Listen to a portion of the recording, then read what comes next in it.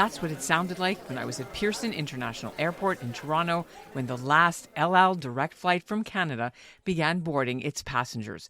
2 years ago, El Al confirmed that it was pulling out of serving Canada with El Al Cruise, El Al ticket agents, and the blue and white aircraft with the Star of David on the tail.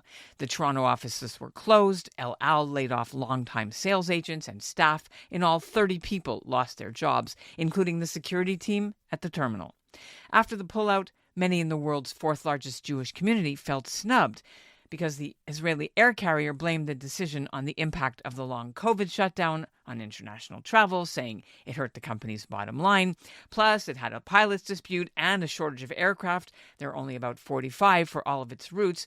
But the news came as a shock because officials with the Israeli Government Tourism Bureau in Toronto felt the Canadian market was actually showing signs of picking up again to levels seen before the pandemic, when 100,000 Canadians traveled to Israel in 2019. Now, some Canadian aviation experts felt El Al had made a mistake and predicted it would come back to Canada someday with nonstop service, but that hasn't happened. And it's not likely to, at least not in the same way as before. So I can't commit right now to when we might see Toronto on the map. It may be sometime, it may be never, but we've got a whole team of people that are constantly looking at that. I'm Ellen Besner, and this is what Jewish Canada sounds like for Tuesday, June 25th, 2024. Welcome to the CJN Daily, a podcast of the Canadian Jewish News.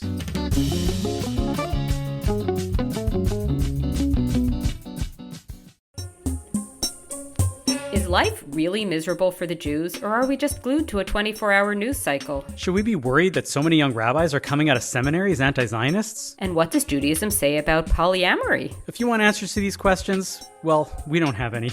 But we do love asking them. Each week, tune into Bonjour Chai to hear debates and hot takes by me, Avi Feingold, and me, Phoebe Maltz-Bovy, as we sit down with pundits, rabbis, and scholars to talk about the most pressing issues facing Jews in Canada and around the world. Listen and subscribe to Bonjour Chai at thecjn.ca/bonjour or wherever you get your podcasts.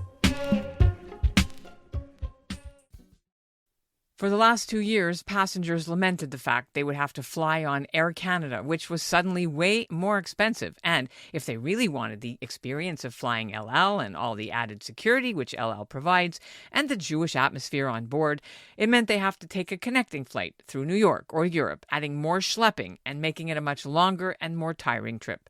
But after October 7th, the situation became more difficult as other airlines suspended their service to Israel.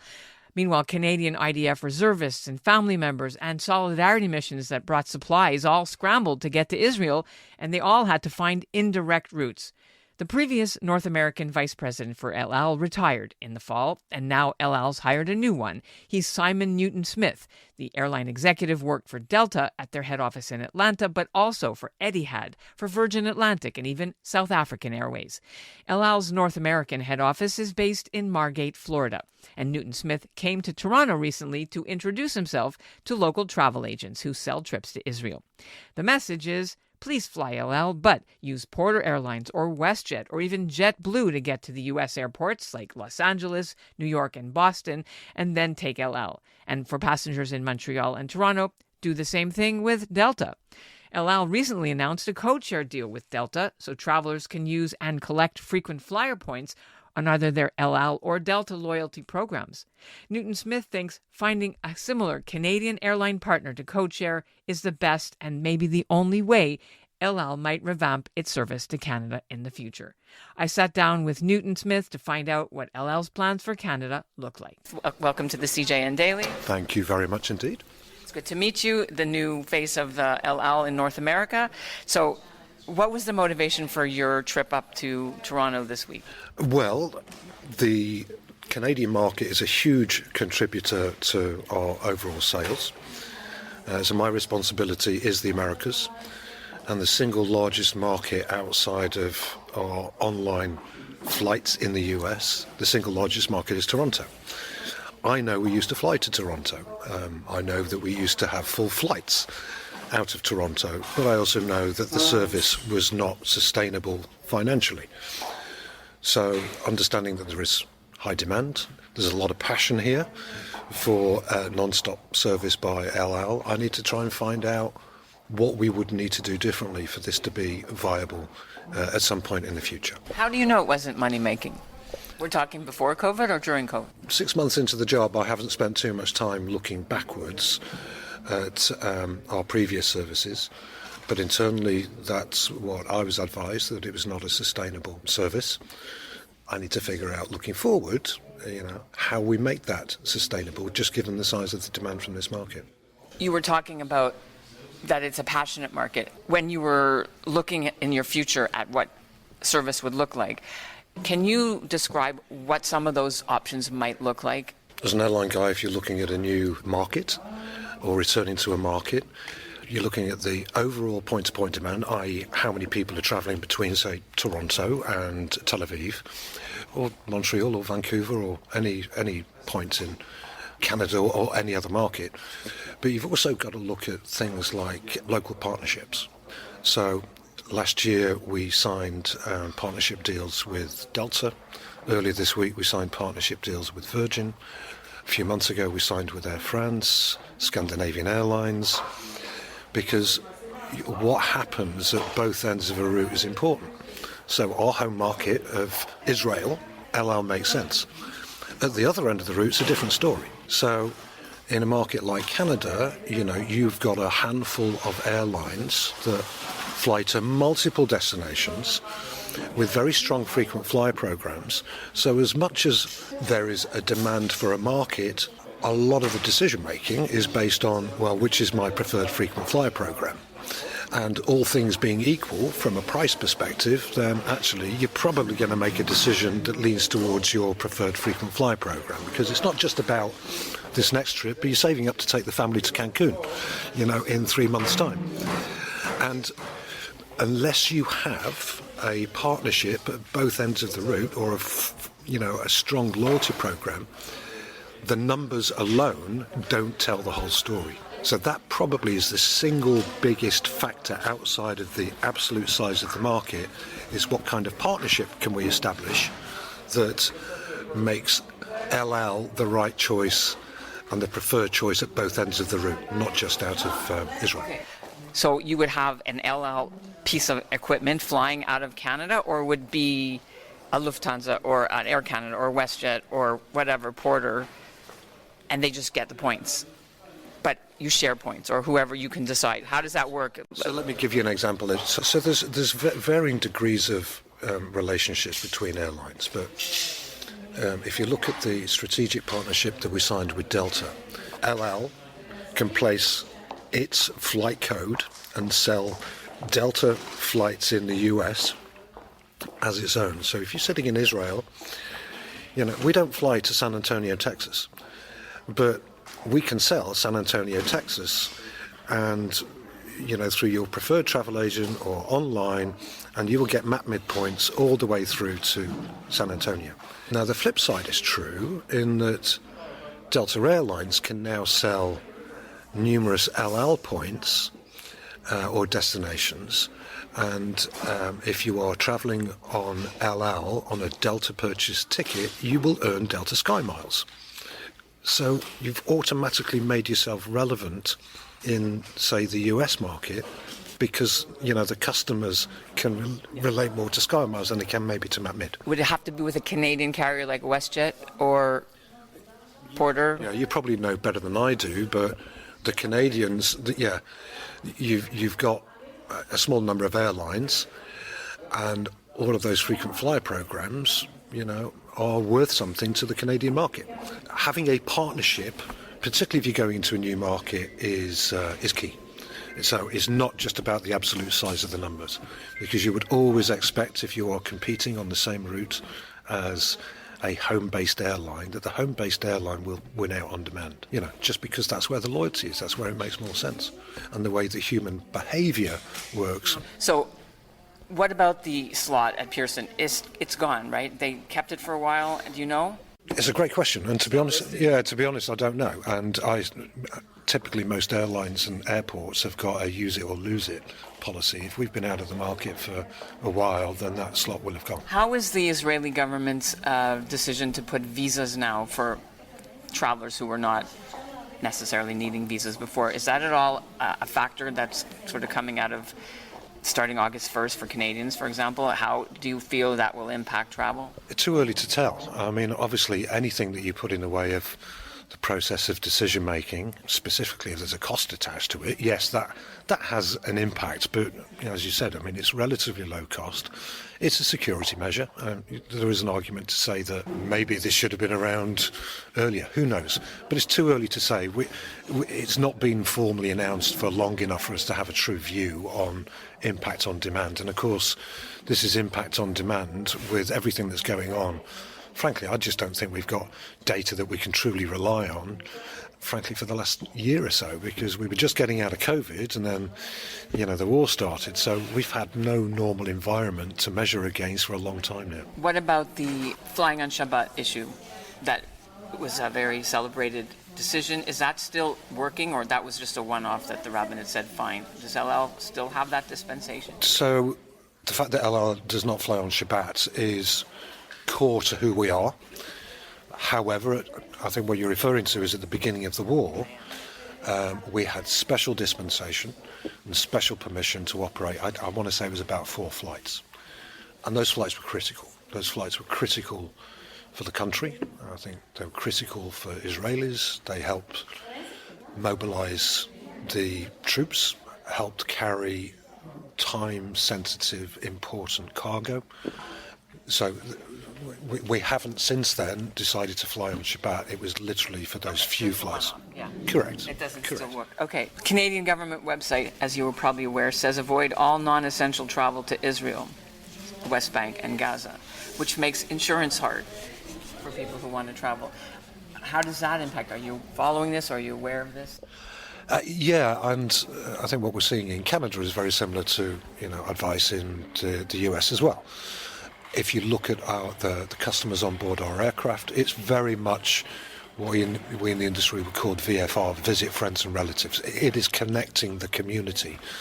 And one thing that I've learned in my short time at El Al is the community is tight, and physical connection and people wanting to be with family and friends. And parents of soldiers in the IDF who are travelling over once a month to be with their child when they get a break from service. Frankly, they don't care about the insurance and what the various government sites are saying. They're travelling for very different reasons. But sure, as a tourist, a regular tourist that doesn't necessarily have that family connection to Israel, then we're not seeing a lot of that right now. We've got a lot of solidarity groups. There's more travel taking place than I would have anticipated during this situation. But if you're going to a tour operator and trying to decide whether you're going to go to the Caribbean or Israel next year, you're probably going to the Caribbean until things settle down. The tour operators are telling us that it'll be the middle of next year at the earliest before they start marketing Israel for tourists. Same with the cruise companies. All understandable. But our commitment is to keeping the community connected, and that's what we're focusing on. In recent days, when we saw the numbers come out of the first quarter, big profits, record profits, people have been angry at El Al because they say that it's been profiteering off of tragedy and the war. How do your airline respond to that? This is a tricky one because you can't argue with public perception. But what I would say is a few things. One, we never created the situation of other airlines pulling out. We are actively supporting and hoping that we will have our competitors back soon. What we've seen, we haven't put our prices up. The demand has gone through the roof and the supply has been constrained. And I think most people have been around airlines long enough that that if you book way in advance, you get a low fare. You book at the last minute, you get a high fare. So we've seen people chasing fewer seats and travelling later. And again, being relatively new to this market, one of the things that jumped out to me was the fact that Israel is a late booking market. But what we've seen is that those bookings have got even later. So often, if you are looking for a flight for travel next week, you are going to be left with only the highest fares. What we've seen over the last quarter, the record profits was based on load factors which are about 12 points higher than the previous year. And it's unheard of in our business. I think as an airline, we recorded a 93% average load factor. Anything over 85, 86% means that you are what we call spilling, i.e. we are turning people away. Because if your average is 86, then you've got a lot of days at 100. So we're not satisfying the market. We cannot do it alone.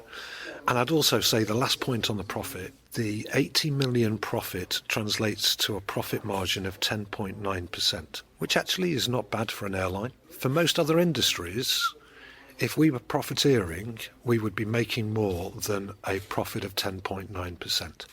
The S&P 500 in the US 2023, the average profit margin for 500 of those largest business was 10.7%.